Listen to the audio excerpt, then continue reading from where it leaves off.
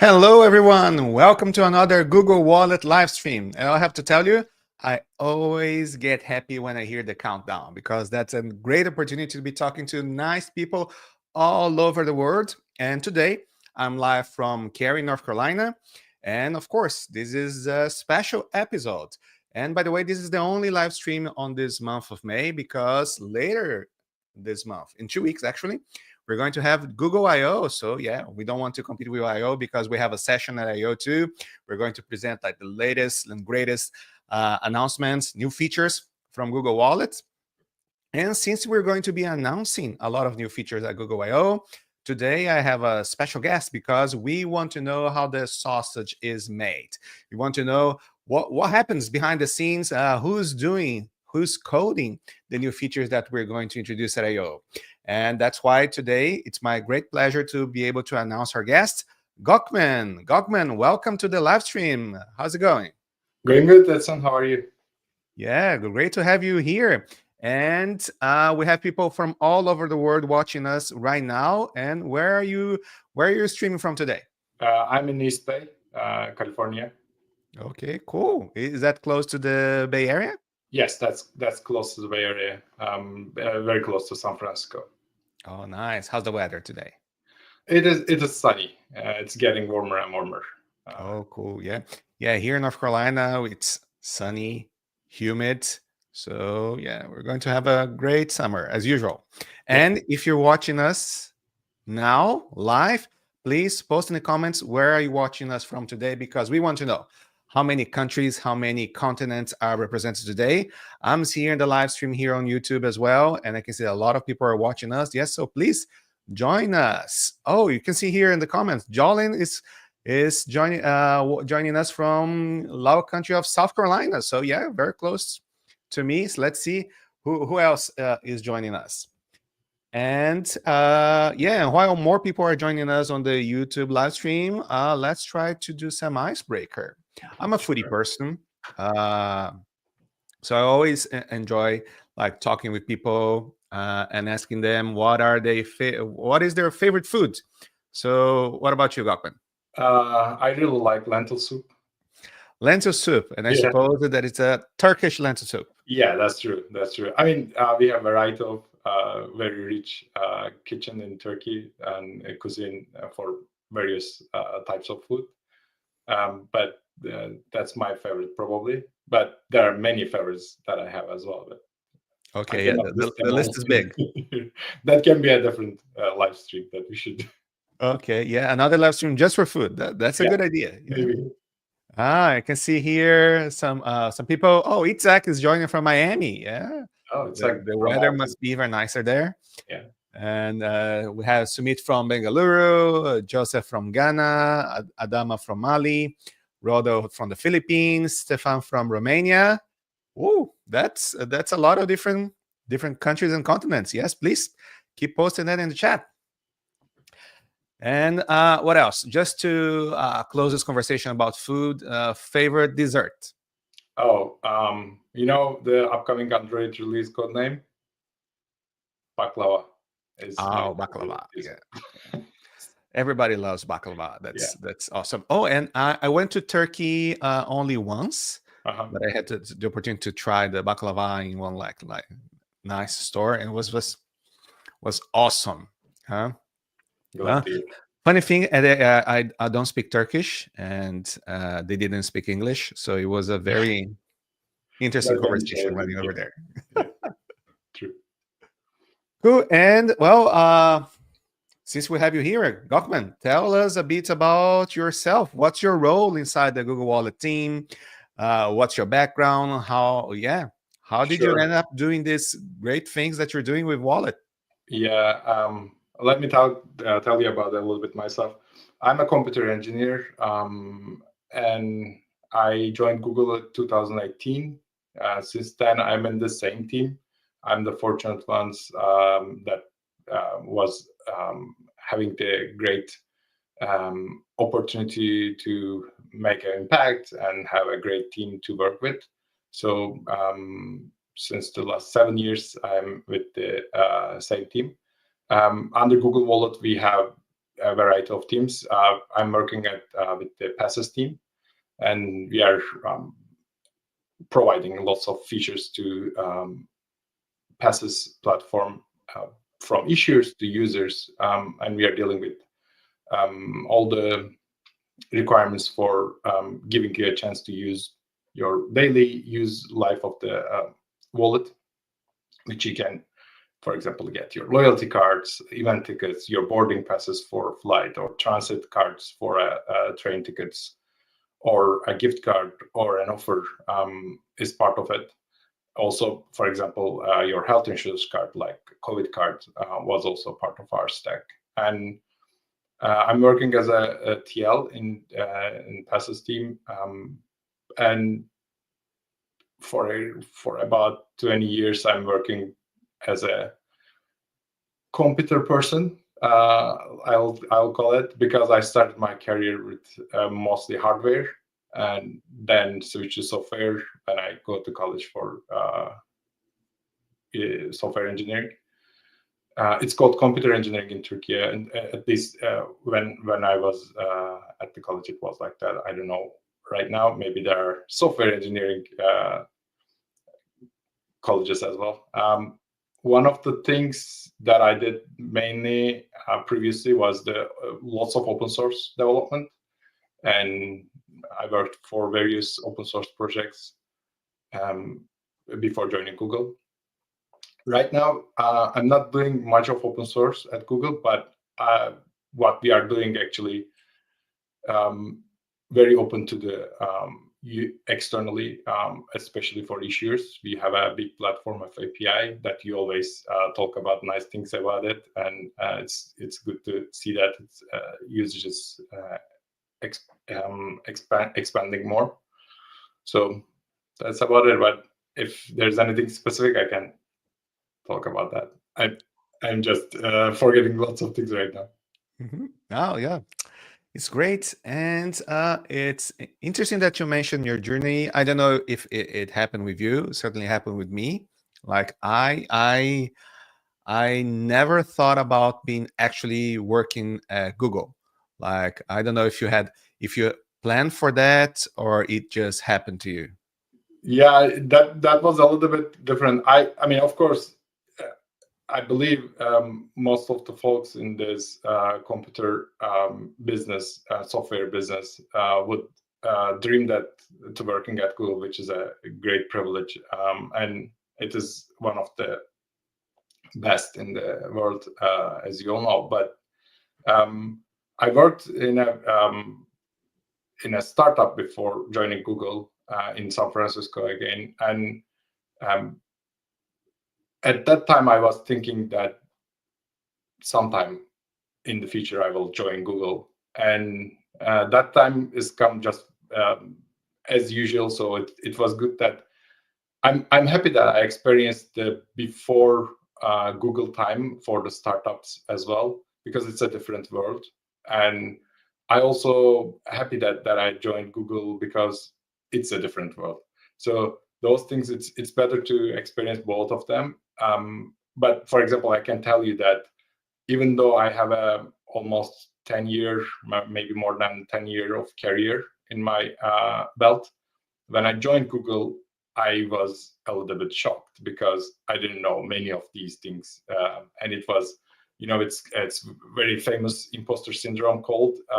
When I joined Google, I was thinking, hey, I have no idea what these are, but that was very easy to transition to, oh, these are great things, because we have lots of great engineers at Google that they are very keen to help to each other, and we always try to make what is best for users and for us as well, and that there's a great environment in here that you can easily understand very different complex things that you never seen before.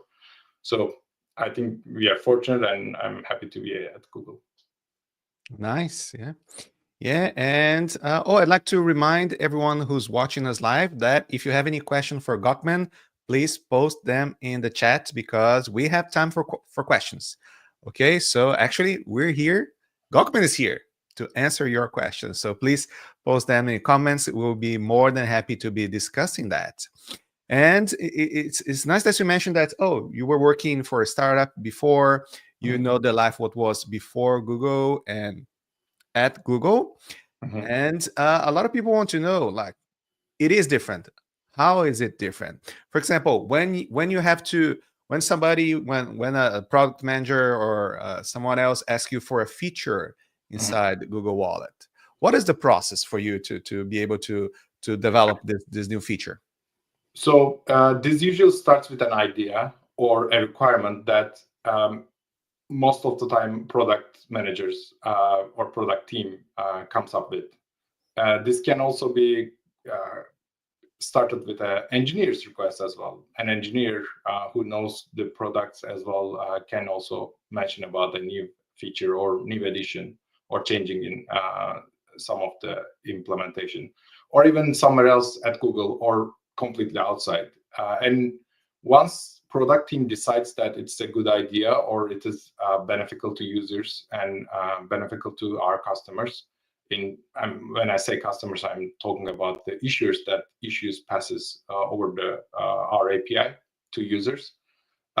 They came up with the list of things that we can do, and then we started the ideating process. During that process, product defines we call them PRDs, product definitions. Write down a PRD that explains what is the expectation for this feature, what it should be do, in what condition, for which users, or for which environments, or for which cases, etc. And they usually give lots of details, like a recipe of what you're imagining. And those at those moments, usually as a TL, for example, I work with product team and trying to guide them through that, what is technically feasible, what is not, or what is technically feasible but it will take 3 months versus what is technically feasible but it takes a week. So based on these back and forths, product defines and finalize a product document, which goes to another set of approval process. This usually includes everyone at the team or other teams that is closer to the matter. And once they approve, we have a finalized approved PRD.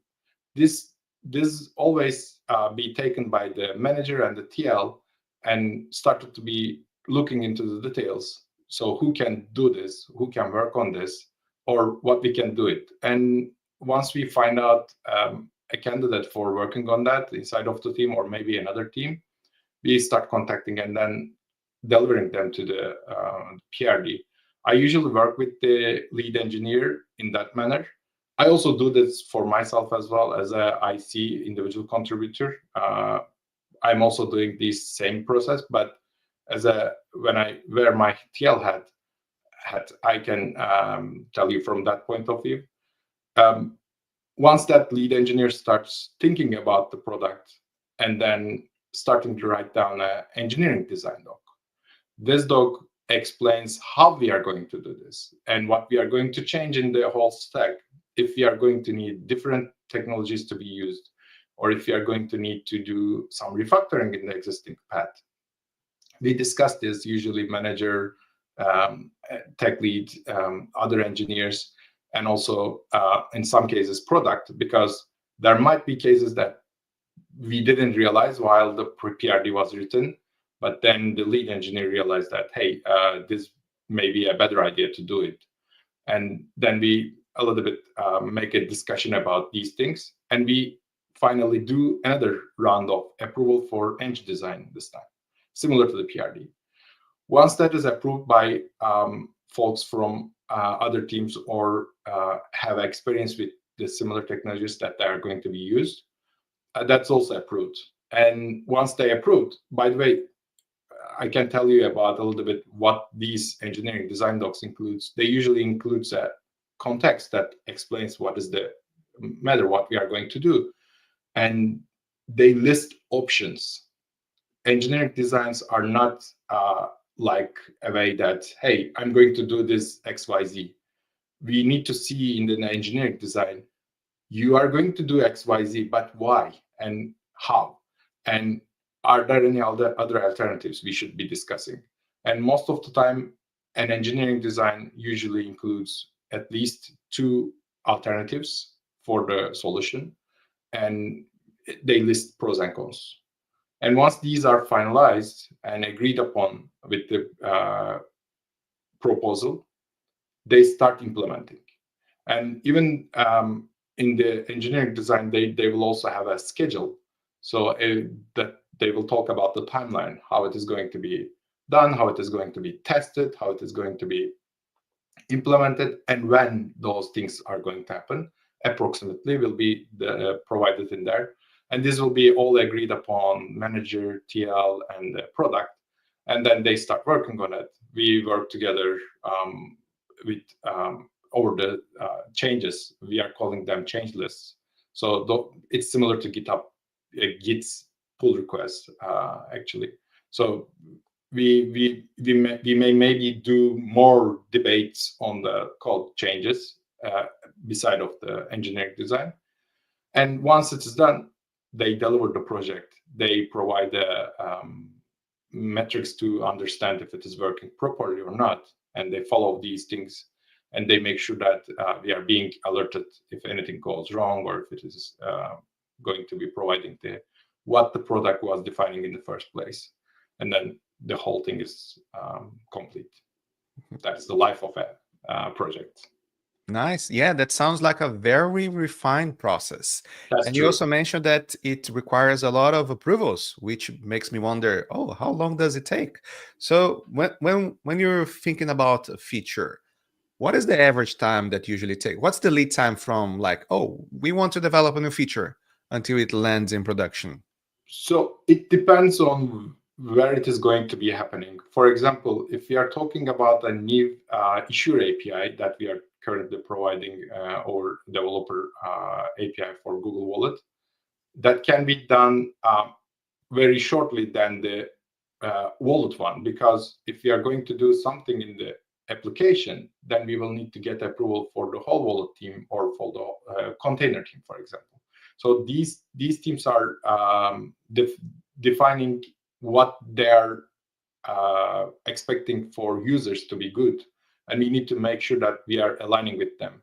So those things are really depends on how it is going to be done and where it is going to be done, and also the scope of the project. If you are talking about changing one thing in one place in the UI for, let's say, gift cards, that can be done in a month, including all the approvals and testing and the shipment.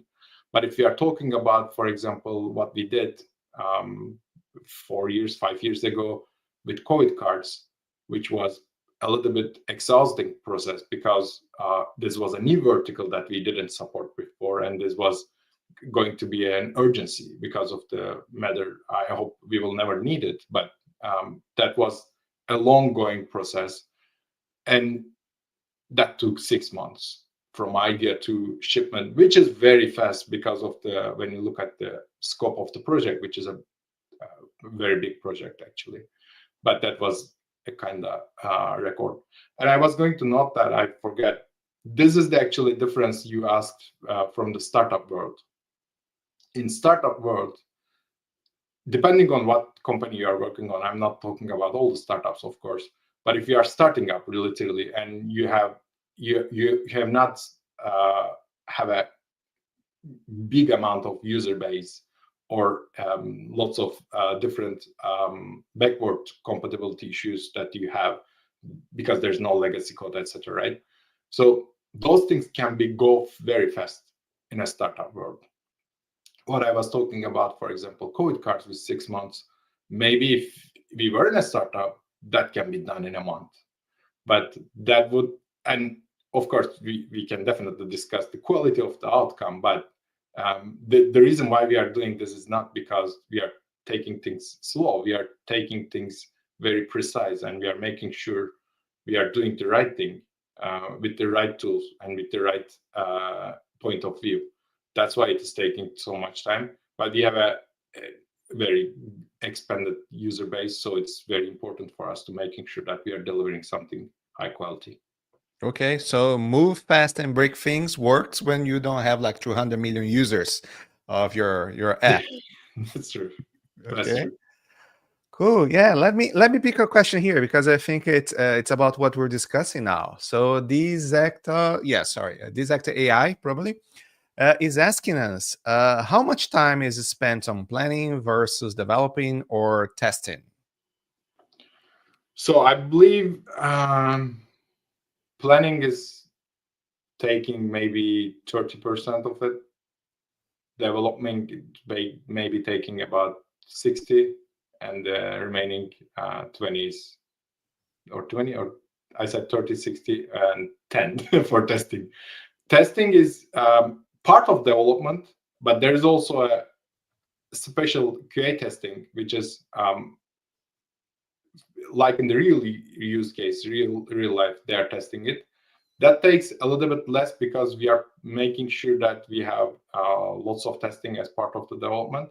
But I would say 60 for development and 10 for testing, and the planning for 30. Okay. When you say testing, some companies you have a separate testing team to Mhm, verify if your software is working correctly. Do we mhm. have something similar at Google, or do the development team do the testing as well? So we do have a QA testing team, and they test all the product before we release for various things. This is, as far as I know, this is very common for every team at Google, that they, before releasing anything to publicly. But we also have a good user base at Google. We are calling them Googlers. So we are anything that we develop first, we serve to the Googlers, because even though they are not at wallet team, or they are not even payments, they are not even in RPA, it's completely great feedback we usually get from other Googlers, and those are the main actually driving things for us. That's very helpful. But we do have a separate QA team that handles and verifies, and we do have lots of different things under that QA team. That's also, for example, making sure the accessibility is provided as intended, as our standards, and those approvals also requires these. You cannot launch any project without QA's approval for many individual details.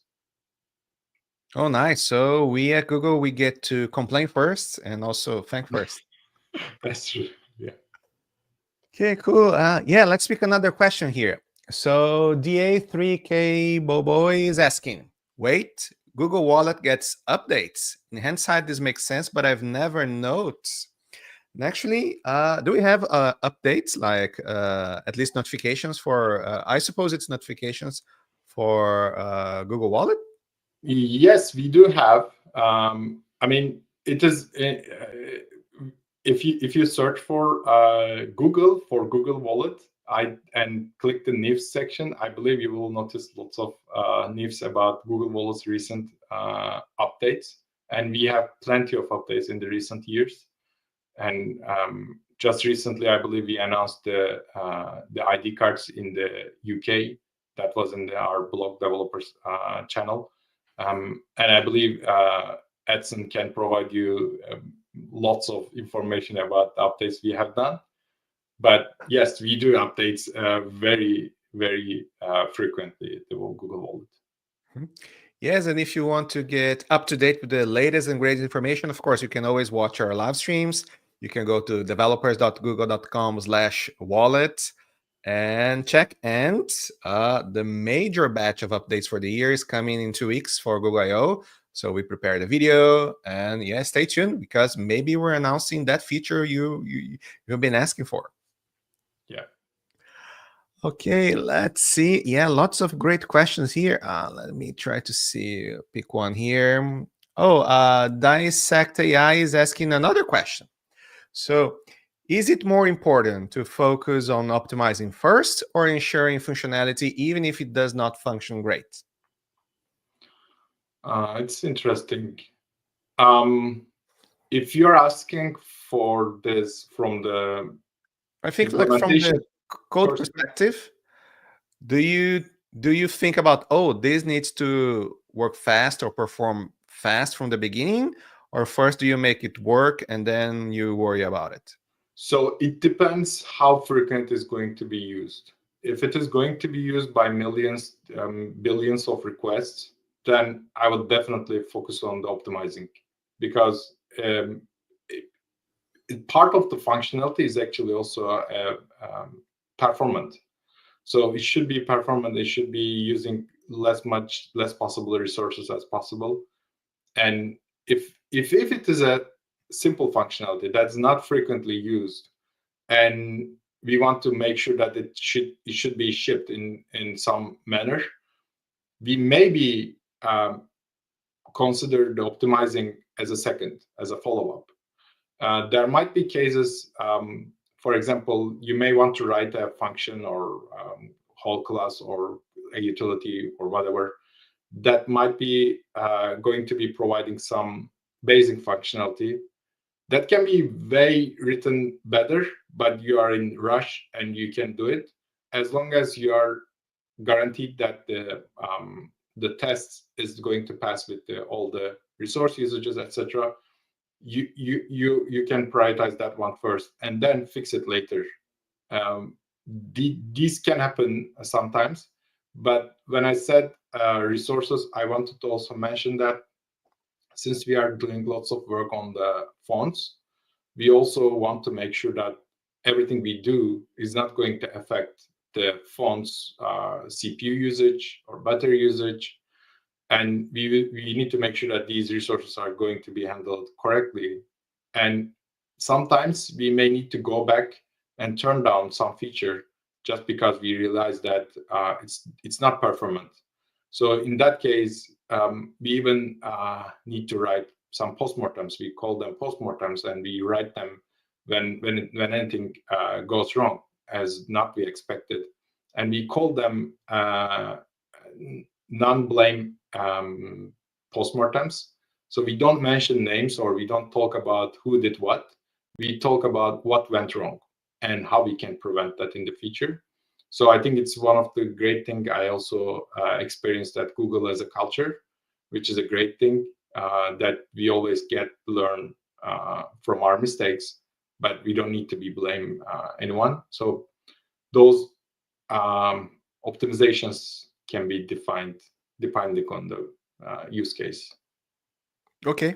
Yeah, we don't use like Git internally at Google, but then we wouldn't be using Git blame to know who wrote this line. Yeah. And oh, let me say hi to some people here in the chat. So yeah, G3 Anonym from Poland, Kenneth from Guatemala, Arvin from Bangalore, Pascal from Germany. Yeah, Shorts creator from India as well. Chitrang from India. Yeah, Hi, thank you for joining us. Lots of people interested in our great conversation here. And so yeah, we're discussing this process of optimization. Let me see if I can. Oh, and I know that this type of question will be coming up because a lot of people want to know what do you need to do to be able to join Google, like, or at least what you did to be able to join Google. So Ervin is asking here. Hi, he's an Android developer. He works for mobile wallets related to NFC, complex, and other stuff, and he would like to know if what does he need to do to join Google, and what is the typical procedure? So you can look at our career page, career.google.com, as far as I remember. And you can, first of all, it should start with the role that you are looking for is, and the availability is matching with your expectations. And also, it should also match the expectations for that role requirements with your career. Once you are checked on those things, you can apply with your CV or what is required in that specific job position. And these are being handled by their recruiters, and recruiters are going to contact with you if they are thinking that you can be a good candidate on those roles. And depending on the situation or your history of experience, they might schedule you a phone call, full interview, which starts with, depending on the case, it's not written on the stone, but depending on the case, there can be 1, 2 questions that can be asked over the phone to understand your knowledge and based on the expectation of that role. Once you pass that, they will be scheduling you to an interview in person or over GVC. That's literally depending on where it is being done, what is the role, etc. And during those interviews, there might be 5 or 6 interviews that you need to interview with individual interviewers. Any Googler can be also interviewer. I interview people as well. During these interviews, depending on the scope, there might be a programming, system design, some behavioral, and some other interviews required, depending on the role, like I said, might be required. And you can search for, you can find out how a Google interview works at Google there. And we also provide you a mock interview option for various roles that you can, before going to your real interview, you can try to interview with a real Googler to get their feedback, what they were looking for, what you didn't, or you did great. But most of the time, I can summarize these interviews. Most of the time, they want to see if you are going to be a great fit on this role and if they can work with them. And that is most important thing. But if you want to learn more about software engineering at Google, I would definitely recommend the book from O'Reilly. It's called Software Engineer at Google. It's also called as Red Flamingo book because of the red flamingo on the front cover. I think it is also available over the web to read online. So I would definitely recommend that. Explains how we are working, how we are expecting engineers or any other Googlers to work with their roles, and how these flows are processing from scratch to the end. Mm-hmm. Yeah, we're going to post in the comment here the link to the book, so you can read it read online. Oh yeah, he has the paper version. Yeah, I definitely. Okay, yeah, we're going to share the online version so you can read it for free.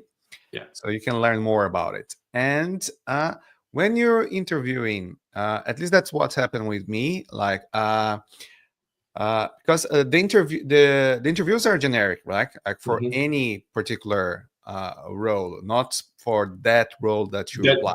Definitely, yes. So does it mean that you can use any language do you want, or does it need to be the language specific for that team? To be honest, that is depending on the interviewer. I usually just say that whatever language you are feeling good, let's use that, because we are not looking how you are using the APIs of that language or rules of that language. Especially, for example, when I joined Google, I did my interview in face-to-face in the Google office in Mountain View, and all of them was on the whiteboard. And in the whiteboard, nobody expects you to not forget a comma or semicolon, etc. when you're writing a code.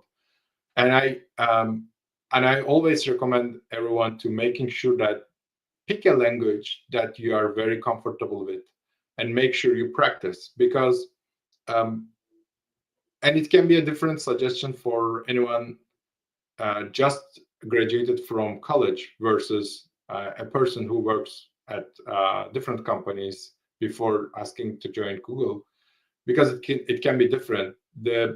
I would always recommend to know the data structures, standards, standard algorithms that you need to know, basically sort algorithms, how complexity works, and what is the complexity. They should all need to know all of these, because these are the basics. They should be expected to know these things, and they should be asked as well. But like you said, we don't ask questions depending on the role. We do, but the interviews itself can be, depending on the role, can be different. For example, for a software engineering role, you might get 2 system designs and 3 coding interview. But for a site reliability engineer role, you might get 4 system designs, but 2 engineering interview, coding interview.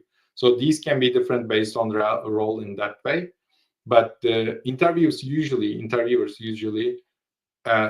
not focus on even person. They just want to make sure that, I personally don't try to read anything about the interview, and just try to make sure that the questions and what I'm expecting these questions to be answered in a way.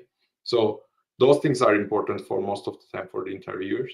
So it is also important that we should be making sure fair. So we have different flows for those. So once your interview is done, these are combined, and like I explained with the PRD or Eng design reviews, the interviewers' reports are also be reviewed by other Googlers, and without knowing the details, anything else. So they will, we will be writing reports about those things and saying that, hey, I asked this, they answered this, I was expecting this, or I surprised they asked this, etc. And then based on these reports, they also make another set of decisions based on these outcomes. So I think Google's interview is very structured and fair in that manner. So just making sure that you know something in and out, but nobody's expecting what that Python function was having an argument. If you can explain what is the expectation from that function that you are writing down there and how it is going to work, then I don't think it's going to be a problem. Cool. So yeah, it seems that there are a lot of people involved in the hiring process at Google. Yeah. Cool. Yeah, just like to point out, who else? Oh, I can see here a friend of mine from Brazil, Montanha, Oh, joined us here in the live stream. So yeah, thanks for joining, Montanha. Long time we don't talk. And let's see. Yeah, lots of questions. Let me go through here. Let's see if there's some more that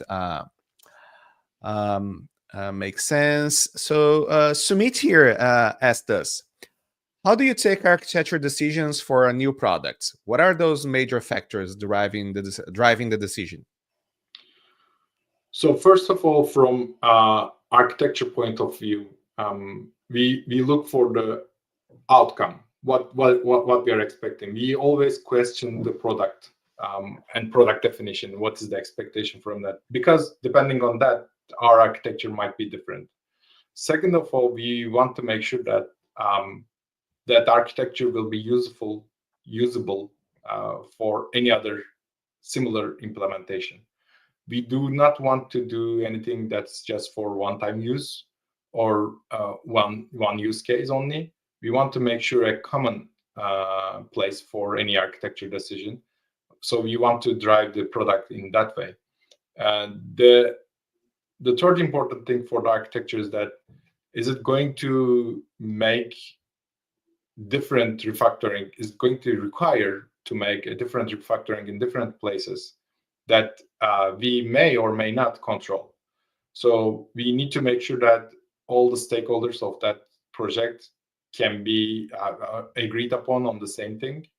So that is important. And also we want to make sure that the use case, because at Google, everything can be scaled up, should be scaled up easily to 1 to million, because we have a large user base. That's important factor for us. If you are building something that is not expandable, that's not easily supporting more users than before or more requests than before, that's not a good architecture. So we need to make sure that the resources are usable for many different use cases in the future. And also one important thing that I would like to mention is the architecture should be aligned with the Google standards. we have plenty of internal tools and products that is providing us our great infrastructure. So we need to align with those things. And in some ways, for example, you may want to come up, hey, this infrastructure, let's say, I'm just making it out, is providing database, let's say. And if we see that our product is going to require a different direction on that database provider internally at Google, we may also need to check with the other team that's making sure that, hey, we are going to do that. And those things are actually spreading like a virus. So it can start with some point and then it can affect many other things. And it can also change many other things as well. So we need to make sure that these are all going to work properly as intended. Nice. Yeah. Then I'm going to pick an easy one for you because I like this question. Itzak sent us a nice question. He's asking, what is the project you are most proud to have worked on? Okay. I think I would say many, but I think the COVID cards was one of the things I am very proud of it because of the tight timeline, because of the user requirements, users' needs on that, because we solved a problem that users might have in very short time, and we worked with many providers to be able to provide users a way to at least, I mean, this is a health issue, right? We as a wallet, we actually don't have any thing to help with because thanks to all the doctors and nurses and everyone working in the health industry, helped the whole humanity. But we were also looking for ways to how we can help, and that was one of the moments that I think we worked very hard and we delivered the COVID cards, which was something I'm proud of it because of the outcome of it, not the way that we did it, but that's also that I'm proud of it. But the most important of the outcome was the great because users was using it and they were I feel that we literally helped in the right time for an emergency. That was a good moment. Yeah, I think it's so nice. It's so rewarding to see that like the work you did, like That's you're true. stepping up to help like other people. I think this That's feeling true. is awesome. I even on my own witnessed that I was in line in airport and they were using their Google Wallet to show their COVID cards to get in. I hope we will never need it. By the way, I don't like that we needed that, but I was happy that and proud. Hey, I did this, and that was Nice. Yeah. Even in the line, you were. Oh, do you like this thing? Yeah, yeah. yeah, It was exactly. great. Yeah.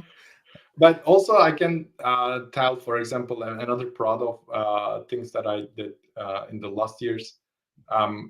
We delivered passes on wearables last year. So on your Android watch, not only Pixel Watch, but also on the Android watch, you can use and see your passes. For example, on that project, I'm feeling very proud when we did an implementation to making sure that a QR code or a barcode is going to fit in a renderable and scannable uh, size on the given watch screen, which I implemented a very sophisticated for my understanding reader and scanner to be able to test many of these details. So that was also a good thing, proud moments for me that I was happy, which I left it to another engineer right now. They are leading it, but I always look back and see that, hey, this was a good implementation. Nice. Yeah. Did you have the chance to see people like using the QR code in Yes, the watch? Yeah. yes, exactly. Uh, Yes, I always use it on my own, and but I mean, I also started to testing these things without wallet on my pocket. What can I do? And I have a story I can tell you. I woke up, I went to market, used my card for market for loyalty card from my watch, and then I paid it from my watch with my credit card with tap to pay. I grab a coffee. I went to in Bay Area, it's called BART, but metro station basically, and used my Clipper card with my watch, jumped in the train, went to office, and get some food along the way. And at the evening, I attended the event from my watch with an event ticket, which was amazing experience. And I came back home without having at least my wallet with me. Mm-hmm. But that's what we are trying to achieve. Nice. Yeah, you're trying the whole experience. Yeah. Yeah. You just need to get the badges working on the watches. Yes, that is good. That's coming up soon, hopefully. Okay, cool. Yeah, who knows? Maybe we can announce something very soon. As usual, if you want to know what we're announcing, don't miss our session at I/O, and it's going to be published in 2 weeks. What else? Lots of questions. Let me see. Oh, since we talked about the project you are most proud of, is there any like horror story, like or things that could have went like better? Any story that you can tell us? All happy stories. Yeah. So yeah, I mean, there are lots of times, of course, that happened. One time I needed to make a change that would affect millions of devices, but I could able to revert back on time. But that was the moment that I very scared of, to be honest. But I mean, we have lots of great engineers and supportive team, and we resolved it in a very short time. But those things can happen. I mean, we are all humans. It's possible to make mistakes, but it was great that this happened maybe 3-4 years ago. But it was great that it was handled without any blaming. So that was a horror story for me. But okay, yeah. And I don't know if it's related, but we have a question here from Aravind is asking, what is the most challenging task you worked on? Is that the same one? The challenging one, I would say maybe that where implementation was a little bit challenging, but in terms of scope and in terms of impact, I would say COVID cards would be the one that has the most challenging because of the time limits, because of the constraints that we need to provide. Mm-hmm. That was cool. challenging. And Dissect AI has a question here, more of a personal question, but I think it's related to everyone can relate to. So, how do you deal with burnout? Personally, I get around 80% into a feature project, then lose motivation or get frustrated with issues I can't solve. So, does it happen to you? Do you have to deal with that? If so, how do you do it?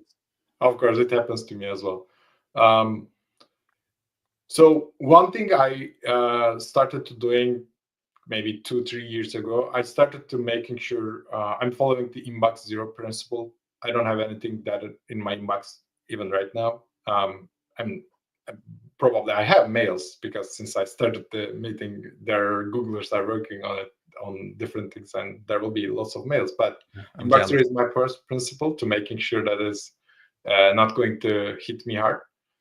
And I always try to make sure that if it is going to be done in 2-3 minutes, let's do it right now instead of postponing it.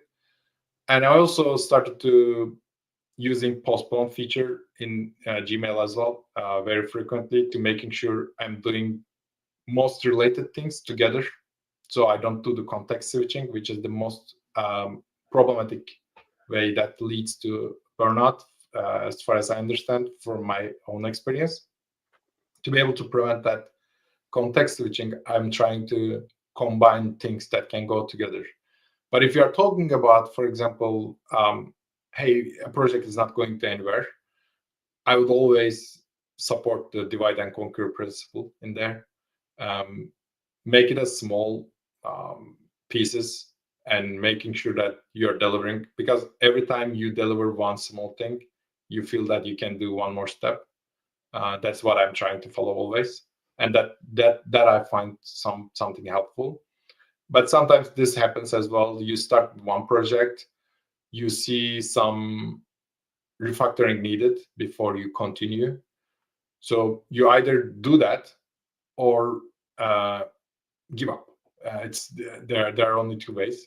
I always try to make sure that I divide that into small pieces as well, and make sure the only minimal refactoring is possible done, and I deliver the project, and then I continue go back and doing that refactor. Because most of them, as engineer, I always find this very funny.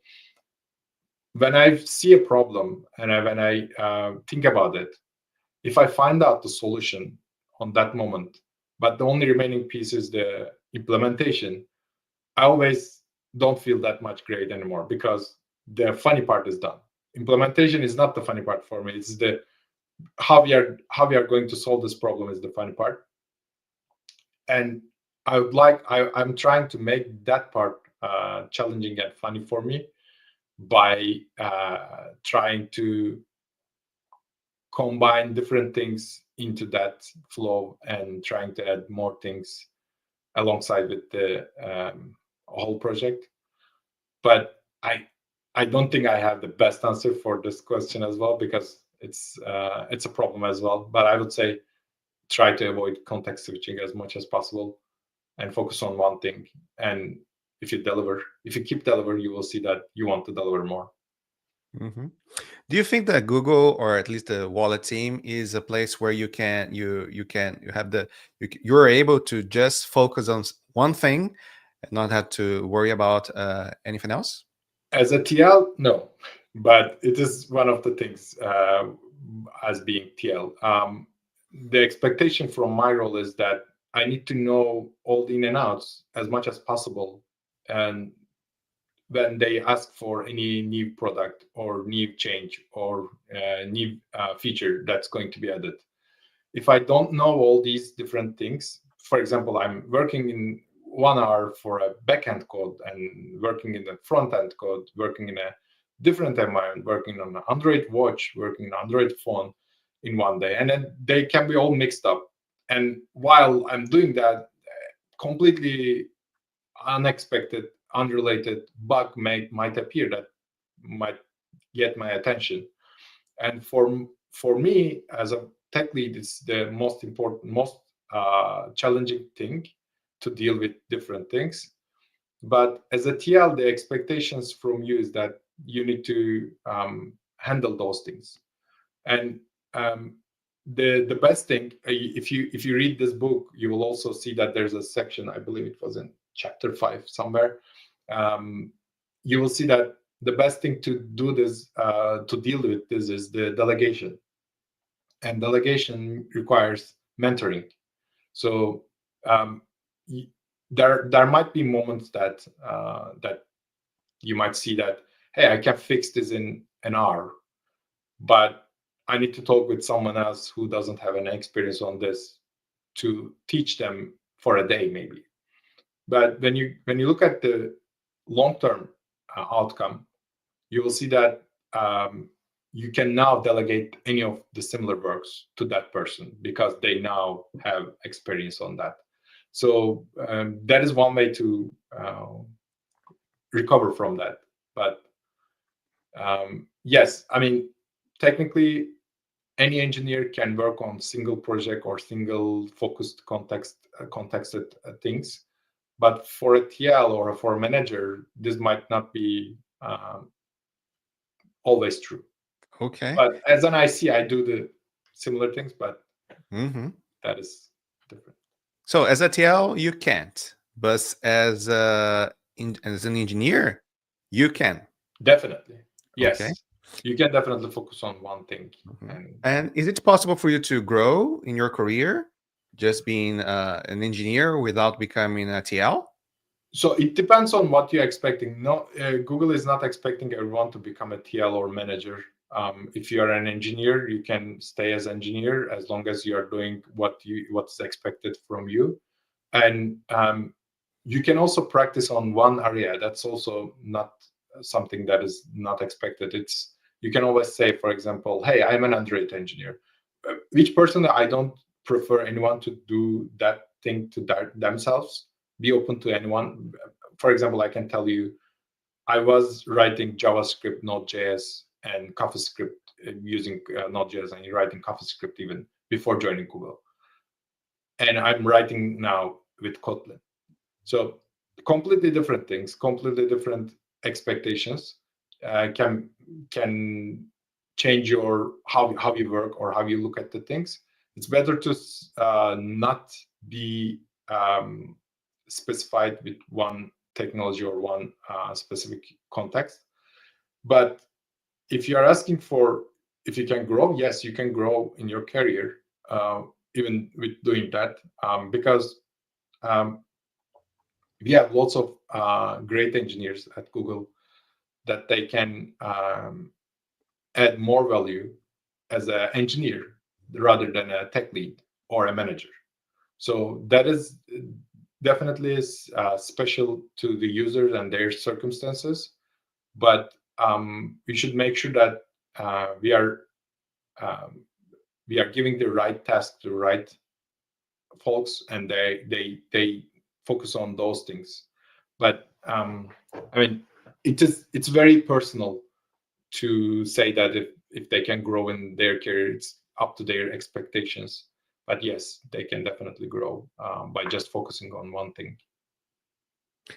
Okay, yeah. We're almost at the top of the hour, so let me see what we can answer in the few minutes we have left. So Ervin asked us, if any real-time issues comes after the product is deployed live in production, how do you control it? How do you deal with it? So we always have precautions for any feature, especially if it's a new feature, to making sure that we can revert back easily. We always have a different set of technologies depending on the platform. For example, if it is on web, if it is on Android, if it is on watch, or if it is on a different environment, we have different set of precautions and technologies. And these are also explained in the engineering design doc as well by the engineer. So we always have a section that's called rollback strategy. So what if anything goes wrong, what you're going to do and how you're going to revert what you did. And that is depending on the, like I said, depending on the environment, it can be different. But we always have precautions to making sure. The most important thing to be able to do that rollback, we also need to make sure that we have some issues. So that's also important part of the design.